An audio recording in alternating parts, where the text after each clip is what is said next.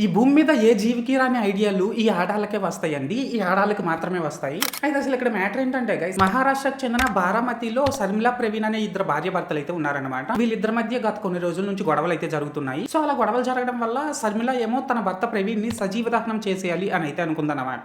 So ఆ process లోనే వాళ్ళ ఇంటి బాల్కనీలో తన భర్త ప్రవీణ్ బాడీ పట్టేంత ప్లేస్ లో ఒక బాక్స్ టైప్ లో ఒక గోడ అయితే కట్టించిందండి. ఇదిగోండి ఇక్కడ మీరు చూడొచ్చు, గోడ క్లియర్ గా కనిపిస్తుంది. అయితే ఇలా గోడ కట్టించిన తర్వాత శర్మిల ఏం చేసింది అనేసి అంటే, ఒక రోజు నైట్ తన భర్త ప్రవీణ్ తాగే జ్యూస్ లో నిద్ర మాత్రలు కలిపేసి తన జ్యూస్ తాగి మధ్యలోకి వెళ్ళిపోయిన తర్వాత తన తలపైన గట్టిగా ఐరన్ రాడ్ తో కొట్టేసి ఆ బాడీని తీసుకెళ్లి ఆ బాక్స్ లో పెట్టేసి ఆ బాడీ పైన మట్టితో కవర్ చేసిందండి. అయితే ఇక్కడ వరకు అంతా బానే ఉంది, కానీ దీని తర్వాత అసలు ఏం జరిగింది అనేసి అంటే, శర్మిల ఏమో తన భర్త బాడీని మట్టిని ఆ బాక్స్ లో వేసిన తర్వాత ఓవరాల్ గా ఆ బాక్స్ ని ఇలాంటి ఐరన్ ప్లేట్ తో కవర్ చేయాలనుకుందండి. అంటే ఎవరికి అనుమానం రాకుండా ఉండడం కోసమని ఐరన్ ప్లేట్ తో కవర్ చేయాలనుకుంది. సో అలా అనుకోవడం వల్ల ఇద్దరు కూలీని పిలిపించింది వాళ్ళ ఇంటికి. ఆ కూలీలు వచ్చి ఆ ఐరన్ ప్లేట్ ని లిఫ్ట్ చేసి ఆ బాక్స్ పై పెడుతున్నప్పుడు ఆ బాక్స్ లో ఉన్న మట్టి చిన్నగా కదలడం అయితే వాళ్ళు గమనించారండి. వాళ్ళు అలా గమనించిన తర్వాత ఆ మట్టిని పూర్తిగా బయటికి తీస్తే ప్రవీణ్ బాడీ అయితే అందులో కనిపించింది వాళ్ళకి. వన్స్ ఆ బాడీ వాళ్ళకి కనిపించిన తర్వాత వాళ్ళు వెంటనే పోలీసులకు కాల్ చేసేసరికి పోలీసులు వచ్చి ఈ అమ్మాయిని గట్టిగా 4 పీకితే అప్పుడు ఈ అమ్మాయి నిజం చెప్పేసిందండి.